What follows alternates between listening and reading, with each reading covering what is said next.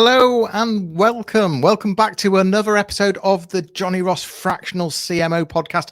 I'm your host, Jonny Ross, and today we have a real treat for you. We're joined by Carolyn Walker, the powerhouse CEO and managing partner of Response, an award-winning marketing agency. We're driving deep into the art of brand building, everything from the interplay between performance marketing and brand strategy to tips on creating a standout branded podcast. Trust me, you won't want to miss this one. So grab your notepads, hit that subscribe button, and let's get started. How are you, Carolyn? I'm doing great. How are you, Jonny? I'm very good indeed. You're over in Connecticut. Just tell us a bit about Response Marketing. Yeah, we are in Connecticut. We're a New Haven-based agency. We're definitely on the smaller side, which we prefer. So there's about 15 of us, and we've been around for about 20 years, and we help ambitious brands punch above their weight with really kind of creative and strategic thinking about their brands. And brand portfolio management and this idea of performance and brand building is definitely right up our alley. And you say you're small, but actually, when we were talking just in the green room just then around the type of businesses that you work with, some of them you class as small, but actually, when I was asking you to define what you meant by small, you were sort of talking 50 million to a sort of 500 million turnover. So whilst you may be small and you may call some of the clients that you're working with small, actually, I think we're talking about some reasonable sized businesses here. And in fact, going up to the sort of multi-billion is a sweet spot, I think, for where you work a lot. So you typically, it's across all sectors. We are going to talk a bit about restaurants because you've got quite a bit of an area on that, but you do cover all areas. But the bottom line here is you're passionate about brand building versus performance marketing and what the advantages are, what the pros and cons of focusing solely on one approach is. And I just want you to explain why marketers should consider using both brand building and performance marketing. Yeah, I think you hit the nail on the head, Jonny. It isn't about one versus the other as much as it is finding the balance between the two. And when I'm talking about performance marketing, I'm talking about the marketing that you do to drive that engagement or, sale or conversion, whatever you want to call it, some activation with the customers that are in market for your product or services now. So when you think about what that might look like, it's an ad that has maybe an offer, like a 20% off, or maybe it's a new product introduction, or it's a limited time thing, or maybe it's a free trial in the software space. So it's any kind of advertising that you can think about that is very functional and rational and trying to get a person who is in market for your product or service today to actually convert. That's the performance side.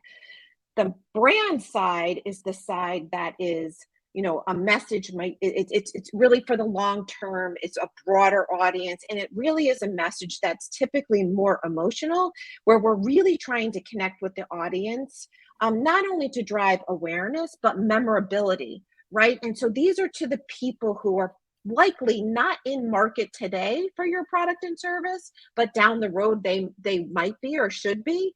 And so we really want to build memorability so that they remember your brand when it is time to buy. And so the importance of that is, you need to continually build a pool of people who are interested in your brand. Because if you only focus on the short term and those are in market now, you're going to run out of people, right? You're going to run out of long-term growth.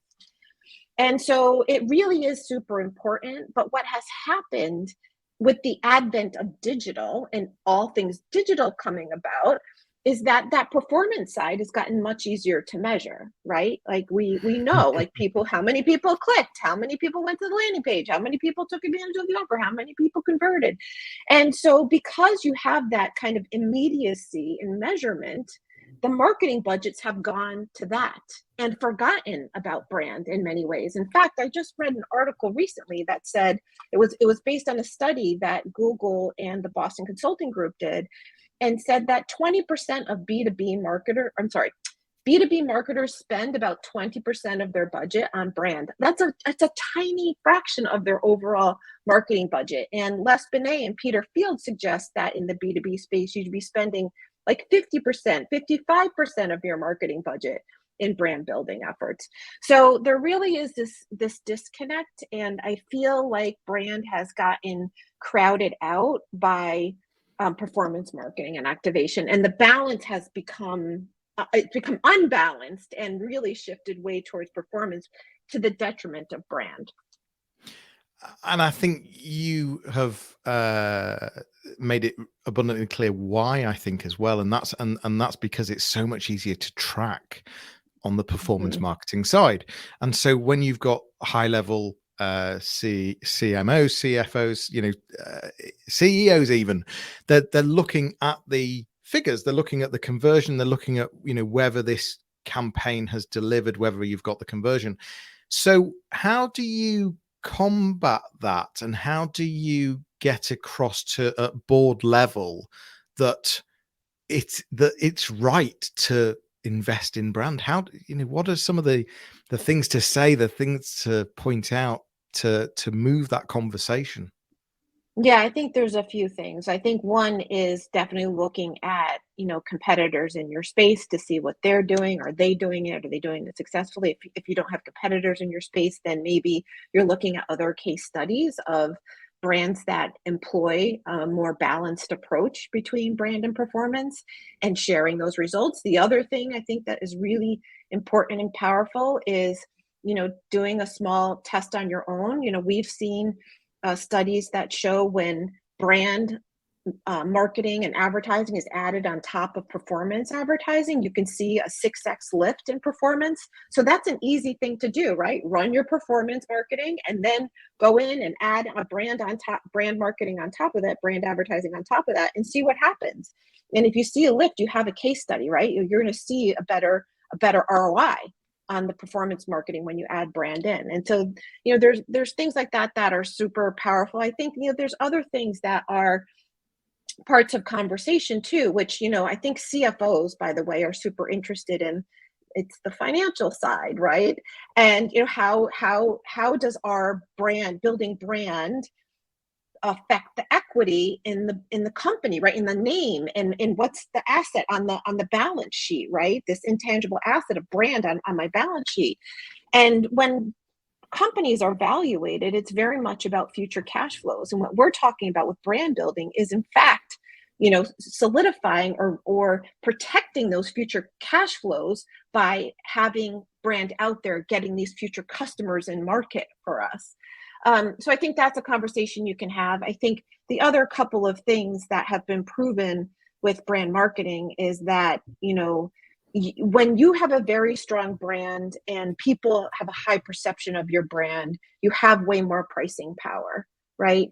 And so, you don't have to enter price wars, with your competitors if people really love your brand, right? If they love your brand, they're going to be willing to pay more for it. And in fact, little tiny increases in price have a huge impact on profitability. So if you take a 1% increase in price, you might see more like a 10% increase in profitability. And so I think, that's another conversation that would, kind of spark with the CFO's, lens on that. And then lastly, I would say is, and I've proven this self with some clients that I work with, is there is a benefit in terms of hiring and talent, right? Talent loves to work for brands that they love and strong brands. And not only, will you be able to recruit new people potentially with a strong brand, but also make the ones that are within your organization, super happy. In fact, we ran a billboard out in a brand billboard for a client out in California, and the CMO came back to us and said, I consider this a campaign a success no matter what, because we had people who saw the billboard who saw our ad like for an employment, and initially weren't going to consider them as an employer, but when they saw the billboard, they were like, oh my gosh, I am definitely going to consider them now, and they actually came in and talked to them about it. So there is this, attraction in terms of talent as well, attraction and retention in terms of talent as well. Well, you've put a very, very strong case for brand there, and not only is it around increasing the organization's valuation, the value of the organization, but also in terms of attracting and retaining staff and the price point, because actually being just focused on performance marketing makes you vulnerable to the price, and building the brand can really alleviate that. I should say, by the way, thank you for watching. Thank you for listening. You might be listening to the podcast right now, but we are also live on LinkedIn. We're live on YouTube. We're live on Facebook. Thank you so much for joining us. Make sure you hit that subscribe button and don't miss future episodes. Carolyn, we're talking about brand building versus performance marketing, and there's clearly a passion for brand building here. I get it. And you've spoken about the importance of the sort of core belief in brand building. I want you to delve into what it means and how it impacts brand positioning, and perhaps some sort of actionable steps for achieving a solid brand position.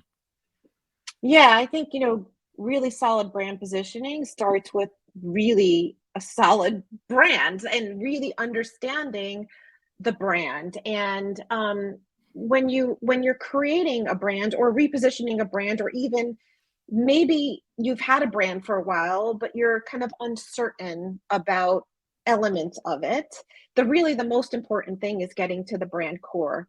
It's a lot like, yourself as a person, like understanding who you are as a person drives how what you do, what you think, what you believe in. And it's the same for a brand. And so it goes way back to me. It goes like before brand positioning happens, you really have to understand, the company, who mission, vision, values, of course, but who you are at the core. And I love Simon Sinek's work around this, right? And he talks about, so many companies can say, what they do. Lots of companies can say how they do it, but there's very few companies that can say why they do it. And that's really what it's about. What's your purpose? What's your why? And a company without a why makes it very hard to position, because that why really allows for you to have be very much distinctive and have a lot of differentiation. So I would say start there. Really figure out your purpose, your why, what you believe in, your core beliefs. And then, your brand positioning is really taking shape at the intersection of three things, what I believe, three things. One is that brand truth. What's your why? What's your purpose? What makes you tick? The second is, what kind of insight do you have about your audience? What are their needs? What are their expectations? What are their beliefs? What are their fears? What can we tap into, right, from their mindset perspective?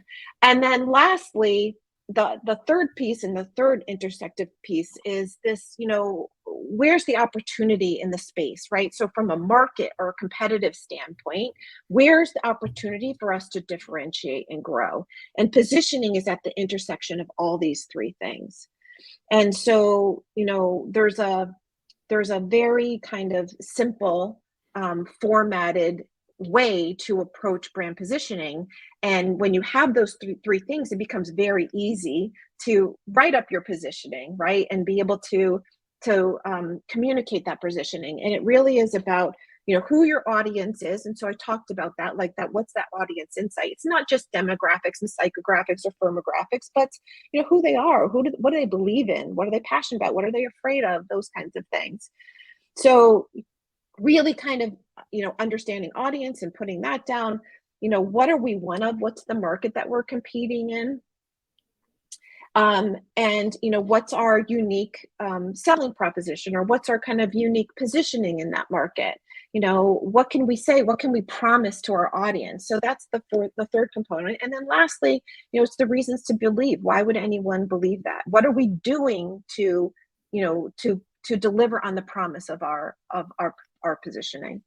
So, it's a kind of a simple process, but it really starts all the way back at, who the company is. What do you believe in? What's your why? I, What's your why? I Exactly. yeah, I love how you simplified it down to just that sort of three steps in the brand positioning, which is, why are you doing what you do? What are the insights? What do you know about the people? I love how you said it's not just about demographic and not just about target audience, but actually what do they believe? What do they think? What's in their mindset? And then what's the opportunity? Yeah. How can we engage with them? I like that a lot. So let's just talk about some of the clients that you've worked with. I think there was a couple that you were happy to mention in terms of some of the work you've done. Maybe just take us through one of a choice, and then a couple of examples what you've done and how that's assisted them. Yeah, sure. So one of them is a smaller client. It's a Sikorsky Credit Union. And they came to us a few years ago, probably 4 or 5 years ago. And they've been very successful in growing their business. But they were really they kind of started to kind of plateau and weren't really sure where to kind of take things next. And they're bombarded with competitors, right? Not just credit unions, but also regular, banks. And so they were really like, how do we differentiate? How do we kind of solidify ourselves? How do we let people know that we're different than traditional banks and that we can do as good as or better things than traditional banks?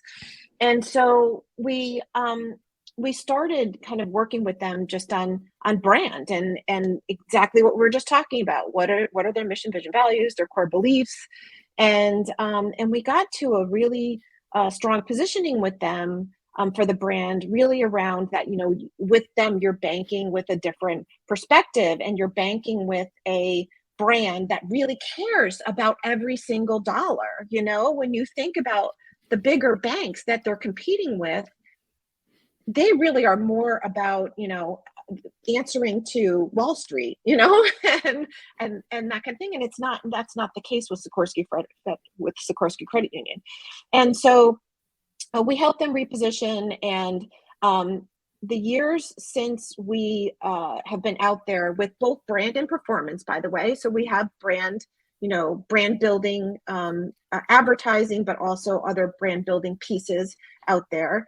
And we have, they have to be competitive from, like, say, an auto loan perspective or a mortgage perspective, and their rates are very good. Their savings rates are great. Their lending rates are great, and so we have both out there running. And over the years, we've actually helped their membership grow. Their assets under management have risen. They are, been rated the #1 credit union in the state by one of a very prestigious magazine many years in a row. And so it's just one example of how you really do find, you figure out with the brand and the company how to find the balance and what are the right messages to say, all aligning to brand and being strategic, but ultimately communicating the right things to get people to really kind of love and trust the brand.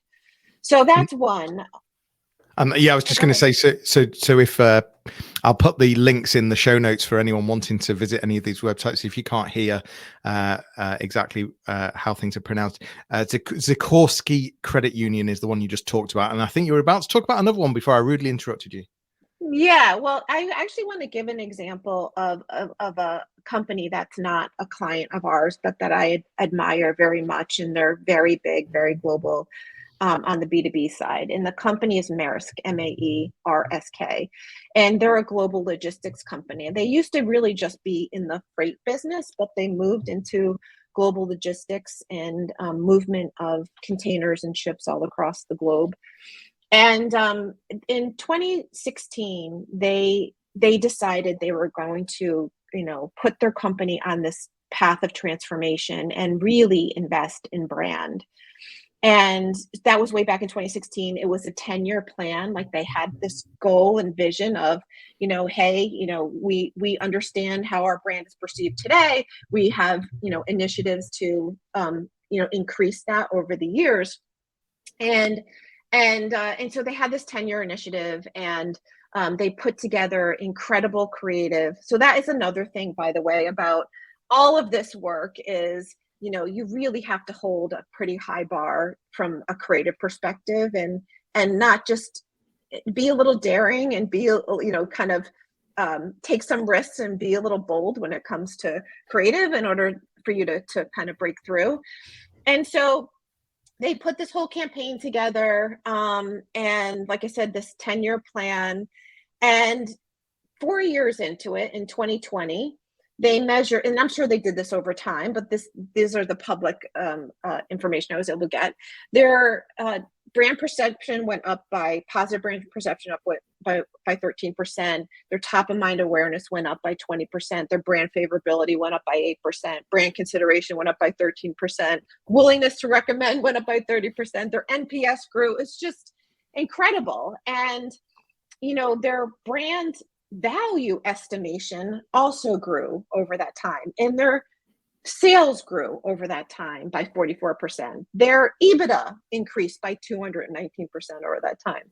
And so, they really started to see the effects of, hey, we really need to be out here, not just, trying to convert people to using our services, but building brand so that the awareness and the love for the brand, it starts to grow. And it's been pretty dramatic. And more recently, there was a case study out. They did yet another brand refresh a couple of years ago, and they've won all kinds of awards for this work creatively, which is amazing. But they were named by Time Magazine as one of the most influential companies in 2021 and 2022. They won, like I said, Grand Prix awards at the Cannes Film Festival. They went from a challenger brand to a leading brand in Gartner's Magic Quadrant. I mean, it's just exceptional results. And when I went back and looked at, okay, well, what's happening with sales now? They started in 2016. We're now in 2023. What's happening? We saw that lift I told you about, from 4 years ago. Well, today versus 2016, their sales are up 194%, and their EBITDA is up over 1,000%. It's just incredible. So I think the case study is there to kind of show. You've obviously been watching them for a while. What are the standout things that you've actually seen? If you just give me a couple of examples of the things, is it a Facebook ad? Is it a YouTube video? What in particular? What's some of the things that you've seen that you really love? They've been really, really smart. They created video shorts, so like short films about their brand. And so the most recent one, it's so incredible. They do this great short film. It's very Raiders of the Lost Ark-ish. And it's wonderful. Like, it's really captivating, and it helps you really think of Maersk in a very different way than you ever did before, like a hero of logistics. And so I think that was really smart. They do short films. They are advertising in big transportation hubs, in airports and places where their audience might be traveling to and from. They're in logistics, which makes sense. So they're in places of transportation. And they, have done very smart TV advertising, from what I can tell. So it's really that kind of broad-based, right? Like, get as much exposure out there as possible against people who are potentially in their audience. It's just very, very smart advertising. But actually, some of this could sound expensive. At the same time, though, it's what's happening. It's not all about the budget. It's also about the story, how you tell it, that sort of filmmaking that you described, the personality. Those are just as important, and you can do them on a smaller budget. You don't have to have the budgets for billboards in a large airport, etc. I think that's absolutely. You could scale everything down, right? Yeah, think about things a lot smaller, but it's all very reasonable and doable. And I think the age of digital is here. It's leveled the playing field in a lot of ways from an advertising perspective. Yeah, I mean, the way you've described it, I've not seen it, and probably because I'm in the UK. But the way you've described it makes me want to go and watch some of the films that they've made to bring their brand to life, and I think that's good. This is so I assume, is this part of the brand portfolio strategy? Some people listening or watching right now might not have heard of a brand portfolio. What's within a brand portfolio strategy?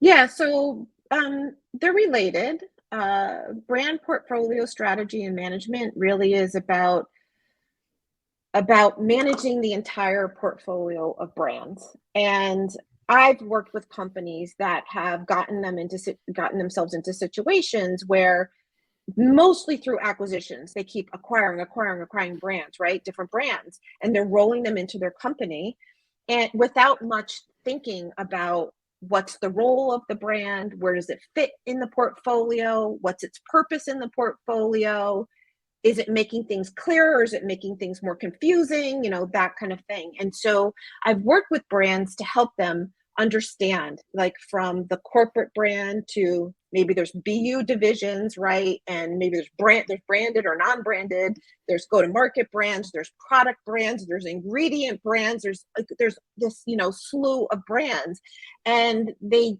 get very confused, after a while through these times of acquisition. And so we really believe very strongly in a lot of the work that David Acker, Aaker, has done in this space. And what he says is, from a business perspective, you should be thinking about fewer, stronger global brands, right? So, and not fewer meaning none, but fewer meaning what's the minimum number of brands I need in order to deliver on the business, strategy and objectives and where we want to go as a business.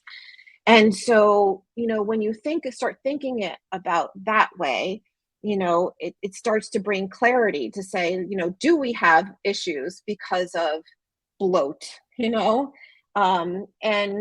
some of the things that you find, or some things you can ask yourself to see if there are problems are, are things confusing internally and externally? Do people understand? Like, do these brands compete? Are they different from each other? Are we putting resources and time behind brands that have very little potential? What brands should have more of the resources, because they have more potential, they're stronger, they can be power brands. So, there's a lot to think about and a lot to kind of flesh out.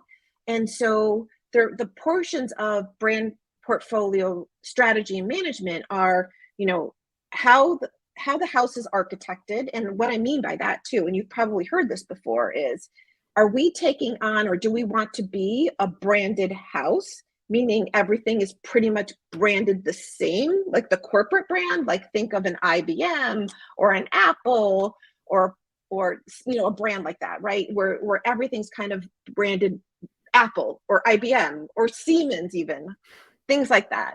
Or are we taking a more house of brands approach, where we have lots of brands under the corporate brand, like a P&G or something like that?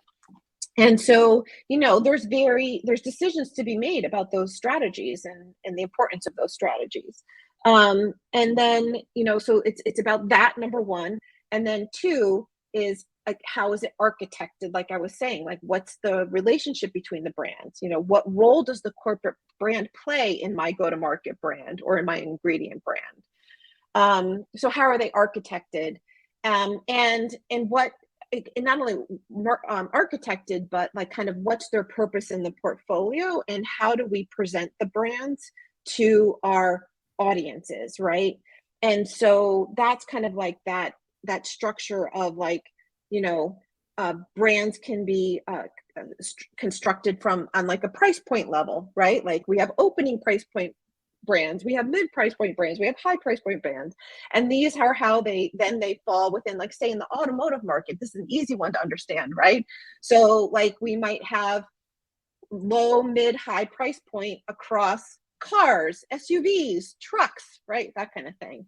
And so it's really kind of understanding that structure as well, and how are we going to market, and again, how are we leveraging those brands to get the best result that we possibly can. And like I said, not one brand, but maybe it's the fewest brands that make sense. And if there's a lot of times we work with businesses that say, oh, well, we have channel conflict, right?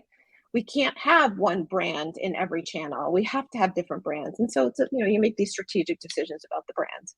But it also, like I said, lends clarity to, where you're investing your resources, and where, what are the brands with the most potential for you. I've heard you talking about having a North Star when you're talking about brand portfolio strategy. Have you already alluded to that when you were just describing brand portfolio strategy? I'm Yeah, just wondering what that North Star is, out of curiosity. that North Star is your stronger global brand. So how many brands does it take to, get you to your business objectives and strategies? And that is the North Star. You kind of have to keep thinking about that. And I think brand portfolio strategy and management, a lot of people, well, I shouldn't say a lot of people, I think companies, like, they think about it, they address it, and then maybe it goes to the wayside for a little bit, when it really is something that needs to be actively managed. Like, you just can't forget about it, like, because you're going to constantly be thinking about the roles of the brands in the company, what's happening to the brands, because they don't stay stagnant either. You might find that there's a brand that is a sleeper brand that's turning into a power brand, and so the dynamic changes within the whole portfolio. So it's something that needs to be actively managed and constantly looked at least on an annual basis. We are running out of time. There's so much more to talk about, but you've whetted our appetite in terms of really thinking about how important brand is compared to performance marketing. But also, whilst performance marketing is still important, it's a separate thing. It shouldn't be one or the other. They should both work together. Another brand that you were going to mention that sort of stands out and does this really well. It was a restaurant brand, I think. Who was the other brand that you were going to mention? It's called Chipotle. I don't know. I know you guys have a few of them in the UK. They're a huge brand in the United States. It is a fast casual Mexican concept, and they have stayed true to their core belief and purpose since day one. And their belief is that food has the power to change the world. And so this company has just done a phenomenal job of investing in brand, and not only just investing in brand, but doing really smart performance marketing that aligns with brand. And so what I mean by that is, if you look at their advertising, like, their advertising talks about how, they believe in, basically supporting farmers, and they talk about how much food they're buying from local farmers, tons and tons of, like, produce and things like that. So they're really all about, like, maybe one person and one sale of one burrito isn't going to change the world, but when they look at the whole food chain and what they're doing, they're making a difference, and they're really making sure that that everything is tied back to that core belief that they're changing, that food does have the power to change the world. And so you'll see brand advertising, like I said, around that. But then also on the performance side, what they're doing is not leaning into plate at a price. What I mean is, like, our burritos $4.99. They're saying, oh, our performance marketing is, hey, you can get $1 delivery, or, hey, we have this new limited time item with no price mentioned. And so they're driving frequency, right, and interest in the brand, and that short-term, like, urgency to drive those immediate sales, while they're also building brand. And again, they're another example of their results are just incredible. Their sales are up almost 700% since 2007. Their unit growth is up 350%. So sales growth is outpacing unit growth. So it's not just the units that are driving those sales, it's actually organic, growth as well. And their marketing budget, by the way, over that same time has grown over 1,200%. Wow. So it just shows you, like, they've got it right. And that marketing budget growth, by the way, stayed, like, they continued to grow. In 2016, you guys might not be familiar with it, but they had a big issue with E. coli breakout. And they didn't pull back. They said, listen, we're admitting, like, what happened. We're going to be transparent, tell the world what happened, and we're going to keep trudging on. And it's just, they've been on this rocket ship of growth. It's incredible. So it just shows you. The best time to market or to continue marketing is when things are bad. That's the best time to market. We saw that through COVID. We saw that through COVID. We sure did.